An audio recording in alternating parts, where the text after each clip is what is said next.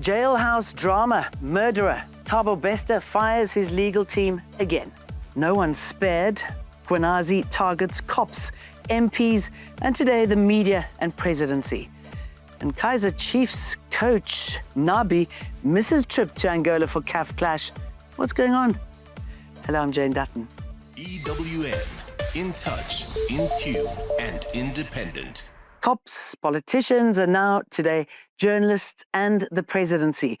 KZN Police Commissioner Mkhwanazi claims the presidency interfered in policing matters to benefit private company and minerals giant Richards Bay Minerals. I think today was the most explosive in terms of what we heard from the provincial commissioner.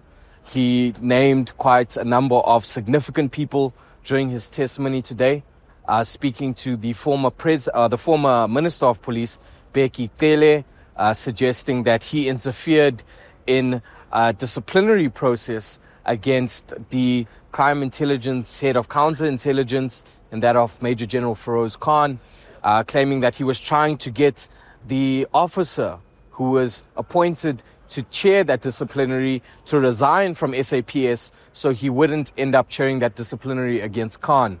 Direct interference in SAPS internal affairs. That's what he's alleging. He also alleged that the presidency, and this was an interesting one, had also interfered in policing issues. That in about 2021 or so, that a group of detectives, a task team, was assigned to assist in a number of high-profile murder investigations that took place among executives and other high-ranking people within a private company known as Richards Bay Minerals in the northern coast of KwaZulu-Natal. But this is not the end of what we're going to hear from Lieutenant General Mkhwanazi. While he wrapped up his testimony today, we can expect to see him being recalled to the commission, called back to further give more evidence, present proof of some of the allegations that he presented in his statements over the past 3 days, as well as reply to a number of allegations that will come out or claims that will be set forth in the coming days by more witnesses. For Eyewitness News, I'm Arun Singh in Pretoria. Remember this.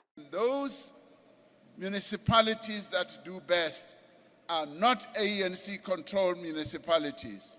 And I can name it here because there's nothing wrong with competition. They are often DA-controlled municipalities. As Johannesburg's mayor warns of an impending water disaster on day zero, the president's praise of the DA's, quote, good governance couldn't have come at a more opportune moment, just as the party prepares to announce its mayoral candidate for the city. It's widely expected to be chairperson of the Federal Council, Helen Zille. Seems if she is chosen in the next local elections, she'll be running against PA's Deputy President, Kenny Kunene. Despite being currently suspended over alleged ties to underworld boss KT Molefe, he's been named the party's mayoral candidate for Johannesburg.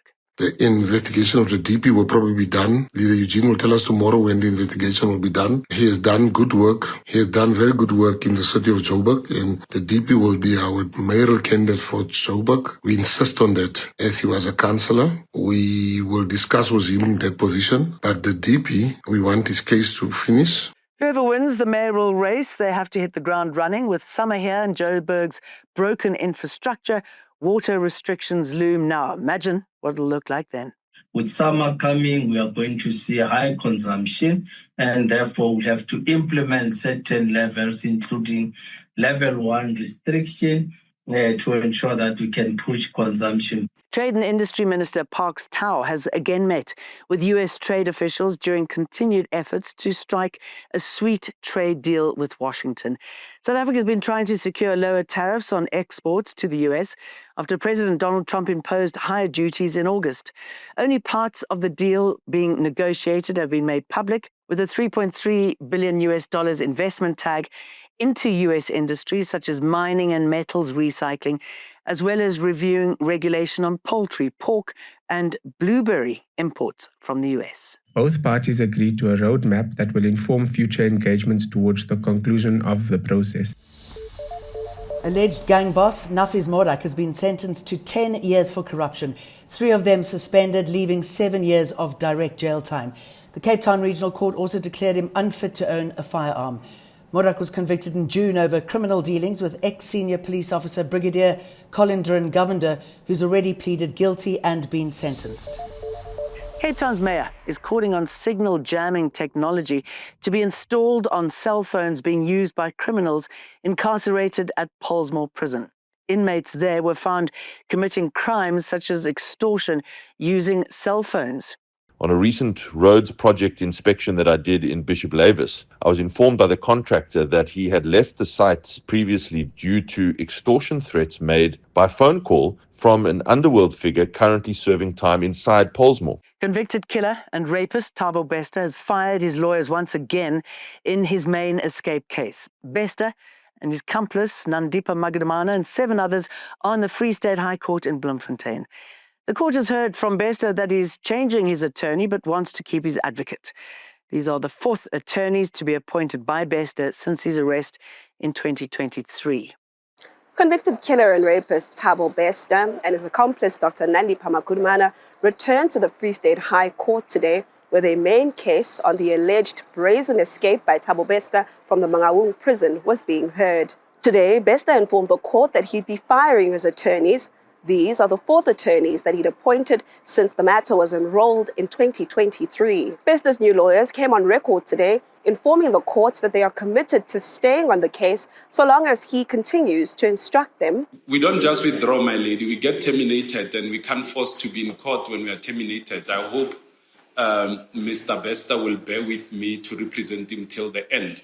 But should he terminate me, I can't force to be in this court. But it was the Constitutional Court bid by Dr. Nandipa Magdamana that has caused this matter to stall in the High Court. In September, Magdamana's bid for freedom was dismissed in the Supreme Court, where she was challenging the lawfulness of her extradition. She is now approaching the Constitutional Court, but her lawyer, Machini Mutlowung, told the court that they still don't have a date from the court. It was agreed by all parties involved that the matter be postponed to the 5th of December for an update in this court. There have also been tentative dates set for the start of trial in the early months of next year. Women from Overcome Heights in Muizenberg have once again chained themselves to Parliament's gates, protesting rising gang violence.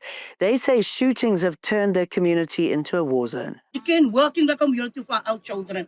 I must stop my work this morning and I run. And I could tell my colleagues, you think it's right? We must stay like that. The main issues was we're not feeling safe. Same issues that we're standing here for. We're not feeling safe.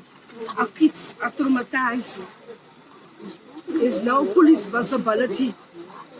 That was the issues. The US has vetoed a UN Security Council resolution calling for an immediate ceasefire in Gaza, its 6th such veto.